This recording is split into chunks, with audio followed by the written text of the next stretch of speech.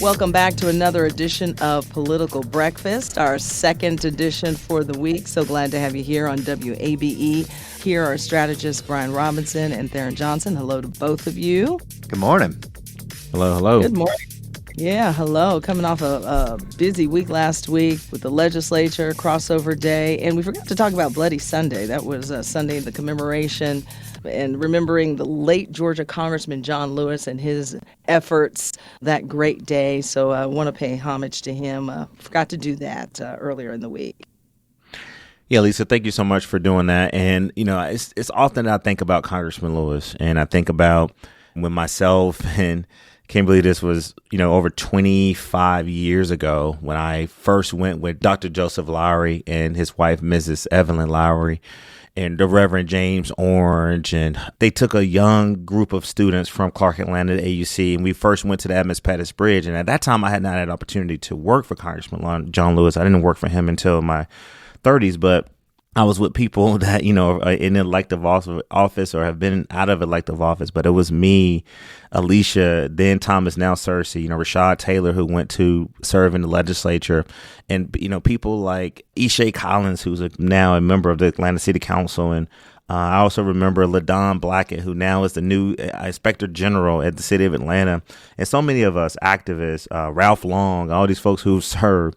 And just that reminder every year, March 7th, it's now been 60 years, where John Lewis and Hosea Williams, you cannot forget Hosea Williams, the role that he played, that they courageously walked across a bridge and led hundreds of others of people when they knew that there was a swarm of white officers that were waiting at the bottom of the hill for them and basically was taking away their rights to march for freedom. And He came over that bridge and they were brutally attacked by these officers because they said that was an unlawful march. And you've had some of these officers, the families of them, come out in the last decades or so and apologize. But Lisa, just shout out to the Institute that does this every single year to remind us it was just 60 years ago, Lisa, that Black people did not have rights that we have now. We did not have the right to vote. We did not have the right to protest. Women were just disenfranchised. And Alabama was a backward state. And Selma, Alabama was the epic center of where you saw enough white, Black, Hispanic, and Asian politicians come together because it was dramatized on television in a nonviolent way. And that's when the country said, you know what, we got to do something about these racial attacks that are happening in our country. So this was a good reminder that 60 years ago, you think about the things that we were fighting for and marching for. We were fighting for more jobs and more justice. Well, guess what? In 2025, what are they marching for again? More jobs and more justice. And so you have to really ask yourself, have we really overcome in this country? Yes, some things have changed, some things are better, but we still have a lot of pressing issues. And it was highlighted this weekend at the Institute March. Yeah, 60 years, not that long ago, for sure. Well said. Well said. Elena Parent, I wanted to talk about her this week. Georgia Democratic State Senator Elena Parent. Boy, she's getting some flack because of a vote to ban taxpayer funding of trans surgeries for prisoners. And Brian, you had some clear perspective about that. She's damned if she does and damned if she doesn't, I guess, This is just one of those issues where the Democratic Party is held hostage by a fairly extreme wing of the party. There's a reason why the Trump campaign aired over and over and over again. Whenever Tharon and I were talking about this in front of live audiences back in October and September, I would mention this ad and people would laugh in the audience because everybody had seen it so many times. I don't know if it was targeted around the country that way, but in Georgia, we certainly saw it a lot. Why is that? Because the Trump campaign saw that it was working, that the numbers on it were clear. Americans were against taxpayer-funded trans surgery for prisoners. I mean, it seems so obvious that it's laughable, but yet that's what Elena Parent, who is, by the way, a very liberal state senator, her bona fides are pure, right? She is not some squishy moderate that the leftists should target. She voted for the position that the majority of Georgians, and I would venture to say even the majority of her district, her very liberal district, this is too far even for many Democrats. It is inane that tax dollars would go toward this. Right. And for all of these people to attack her goes to show just how out of touch a lot of the base is. Now, both sides have these people, right? On my side, there's a fringe that's still talking about the 2020 election, and they're just focused on more voter reforms, quote unquote. And they're very loud, and they get a lot of traction because they're loud. And these are the loud folks on the left, and they are out of touch with the majority of Georgians and the majority of Americans, and not just like a slight majority, a big majority. It was really interesting that some of your rural or more rural Black Democratic senators voted along with Elena Parent on this. They weren't being attacked. And it goes to show that a lot of the Black population, Democratic population for sure, but more moderate on these issues and much more in line with where Republicans are when it comes to how tax dollars are used in this space. The Democrats, this is my free advice, Tharon. I don't do free particularly for Democrats, but one problem that the Democrats have is different than the Republicans. The Republicans have a leader who takes them in the direction the party is going to go, and the party follows the leader. It's Donald Trump. For the Democrats, there is not an individual leader anymore. They are captive to these groups, and the groups are very important in primaries. They're capable of raising a lot of money. We saw these groups come out for Lucy McBath when she beat Carolyn Bordeaux in that member-on-member primary a couple years ago. And they make them fill out these forms, these questionnaires, and they put them on the website. And they make them take these extreme stands. And it makes them very unelectable because they seem so out of the mainstream. That's something Democrats have got to face down. Tharon actually post up on those groups a lot on this show and on others. I give him credit for that. More Democrats need to do the same. And, as I always mention, Black and brown voters are the most conservative element of the Democratic coalition today. They have got to be the voices of sanity on these issues. Tharon, thoughts?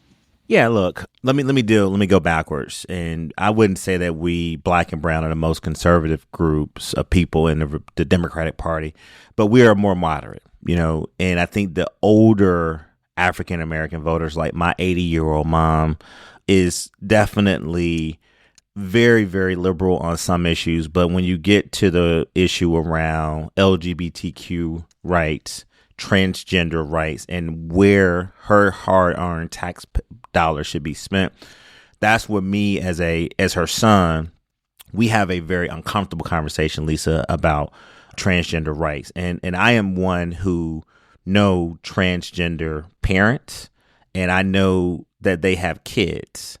And these parents, Lisa and Lily, have been at the Capitol, and they have been talking about the traumatic experience that they as a family have gone through with this choice that they've made. And they also had a conversation about, transgender sports. This one, Senate Bill 185, let's get to what we're talking about here. And this for our listeners, because I know we have listeners in Georgia, but we have listeners from all over the country and the world. Right now, we have 23 Democrats in the state Senate. We got 33 Republicans. All 33 Republicans voted in favor of this bill. You had 4 Democrats who actually voted no. And then you had another 4 Democrats who just wasn't present for the vote, i.e. we call it, they walked. This whole notion that Democrats voted against this bill overwhelmingly, 15 of them did vote no. 4 of them voted yes, and 4 did not vote. So this is actually pushing back on this narrative that Democrats are just out of touch. And one of the things that Senator Parent said in an article recently that was published is that she believes that she's had a very pro-transgender right voting record, but just because she takes one vote, she shouldn't, we should have a conversation about it. You can disagree with her, but we should do it in a very civil way. But some of the things that have been posted online against Senator Parent have been just a little bit extreme.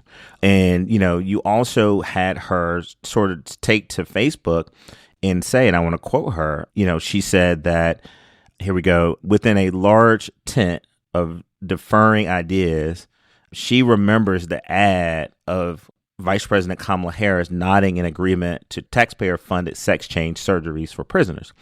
And her quote was, "It is impossible to please everyone 100% of the time, and we must be able to disagree civilly and respectfully and then move forward." So I think that this senator is really saying, I don't want to paraphrase, I want to read her quote, is that her and the other three senators, Senator Halpern went on to kind of talk about this as well, is that this is a wedge issue. This is an issue that Republicans are pushing that can divide Democrats.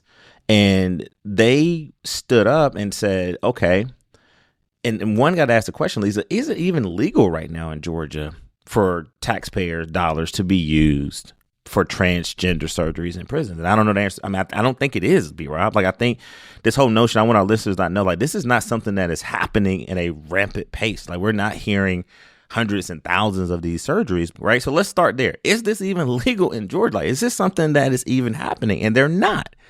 So because the Republicans have control, 33 votes to 23, this was a wedge issue. This is an issue that they put out there to strengthen their base of support against this funding. But these four Democrats voted in what they believe was the best interest of their constituents, the best interest of their district, and their political best interests. And I do think it's okay to disagree with them, but the attacks that Senator Parent has received have been extreme. My 5 L's, right? The first one we had to do, we have to listen. And I believe that now you will continue to see Democrats listen to people who disagree with their votes, particularly on funding, taxpayers' dollars being used to perform these surgeries. You got to separate that from the conversation that we're also having about whether or not men should be in women's sports, transgender athletes, transgender people. But this is something that, honestly, we did learn from it. And it was the ad, and Brian is right. It was the ad, Lisa, that ran over and over and over again. I can tell you that, when then U.S. Senator Kamala Harris made that comment, it was all the way back in 2016, I believe, or maybe 19. But it wasn't a recent, and she never, ever responded to it. She never, ever came out. And so what I think you have now in the state Senate, Lisa, are 4 plus 4, 4 people who were courageous to vote in favor of this bill. But then you have 4 that walk. But I think that it's about winning, and it's about making sure that we're in touch with the Georgia electorate. That doesn't mean we can't have a conversation. That doesn't mean that we're not sympathetic to transgender rights. And most Democrats were open to that. But I do think that Senator Parent courageously spoke up against this, what's going on. Senator Halpern actually spoke up as well. And you had these other 4 individuals who decided to walk on the vote. Many of them probably got political aspirations themselves. Yep. So this whole notion that Democrats are divided and it's just all this chaos. No, but let me say this as I close. What Brian wants you to believe is that we have a very extreme, progressive, liberal constituency in our winning coalition. It's Democrats. And they have been an integral part of us winning in Georgia. They were integral in electing Joe Biden in 2020. They were integral in electing John Ossoff and Raphael Warnock. They play heavily in mayor's races, county commission races, congressional races. So we need that vote. What has happened is that you now seeing elected officials sort of not vote the way that they think they should vote. And now they have decided to voice their concerns publicly and to be more outraged. And so I want to say this. We do have to move more to the center. We have to have a more moderate approach as Democrats, but we can't alienate and not make them feel like they cannot at least be heard, even though the votes don't go their way.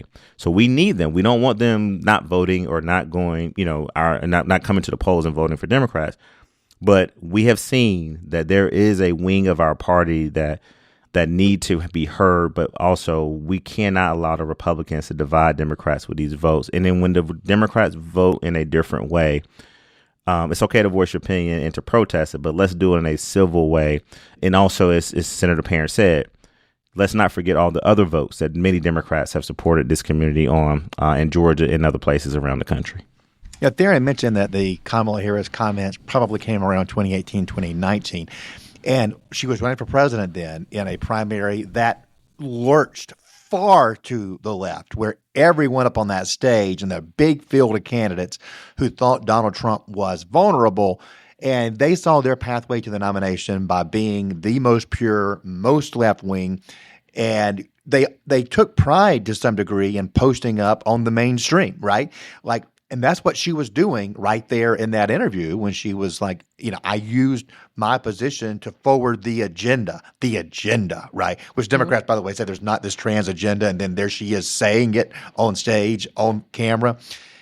That was what was happening to the Democrats back in 2019. The reason why Biden won the primary was he was the lone moderate voice up on the stage. Now, he went on to be the most left-wing president in the history of the United States. I think he will try to make that his tombstone inscription, right? I think he's very proud of how left-wing his administration was. But that's not how he ran. And I think if he had governed the way that he ran, he would have won again. But he, too, was captured by those groups to some degree. And that issue is just one where the American people are firm. They have spoken. And you look at who walked, it's somebody who wants to run for governor. We saw Governor Gavin Newsom, who's in the most left-wing state in the country, going that the girls' sports issue is about fairness and having a biological male in there is not fair. That is somebody who knows where Americans are and is willing to post up on his own base, on his own fringe of his party, because he knows that will be used against him in a general election in 2028 to great effect, just as it was against Kamala Harris. That is a pragmatic left-wing politician making a strategic calculation that is right. He is right to make that calculation, and Democrats should learn from what he's doing. But Lisa, I go back to something I said earlier, is number one, I asked the question, is this even happening or is this even legal in Georgia? And I think based on my research, and I can be proven wrong, it's not even legal. It's not even happening. Like it's just something that is a carryover from the 2024 elections. And the second thing I would say is this: we got to be very careful, because a politician's decision to vote a certain way is different from me as an analyst and as a person who comes on this podcast and tries to sort of convey a civil argument and really give our listeners a way to feel free that their viewpoint is at least heard in some capacity on this podcast. But, Senator Harbison, who's a veteran senator in the legislature, basically also talked about this in aspects of, is this something that is very, is very high on the list, not just for Black and brown people, but is this very high on the list for the general public as far as what we should be talking about? And I think that it is a conversation, Lisa, that we have been avoiding to have in the Democratic Party in a very long time. Again, I started off by saying my 80-year-old mother.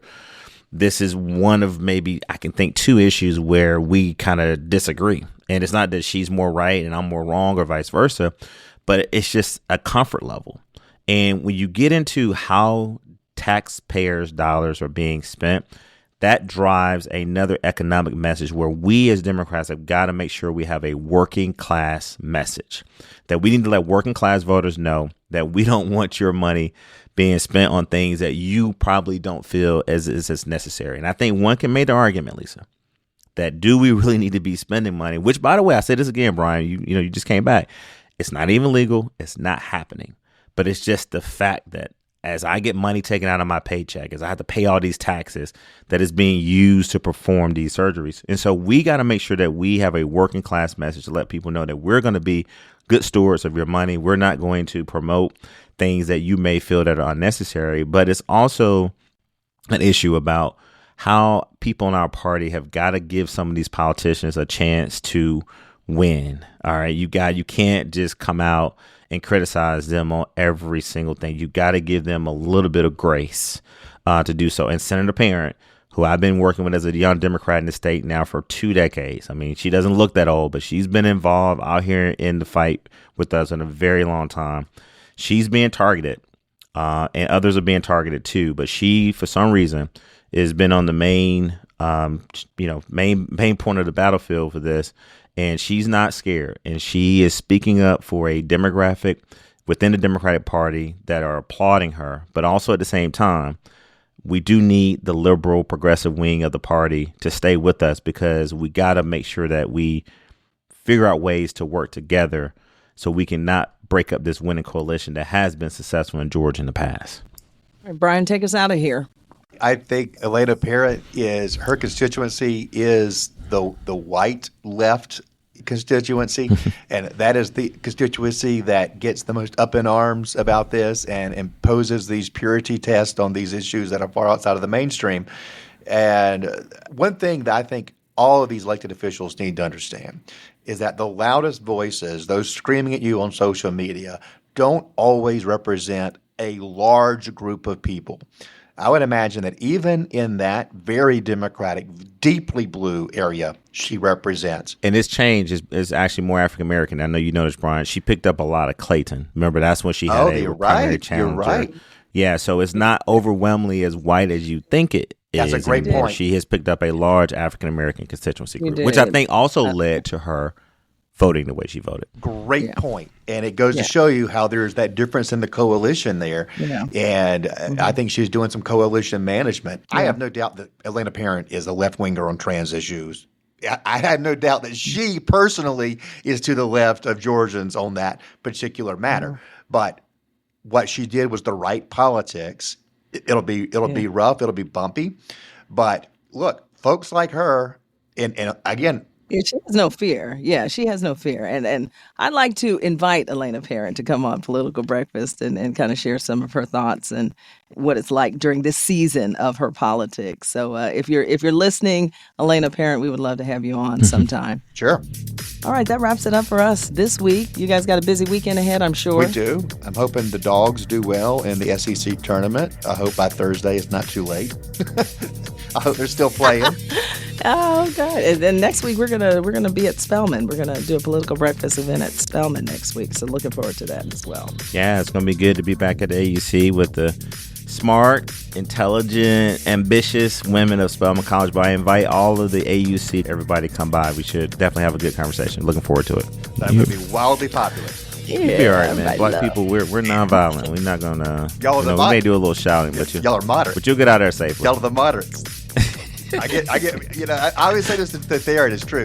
I get treated much better by black Democrats than by white Democrats. It's across the board. It's a very true statement. Hey, white Democrats, we need you. Don't abandon us. There's a place for you in this party. Trust me. We still need you. All right. Until then, y'all have a great one. Guys. Thank you.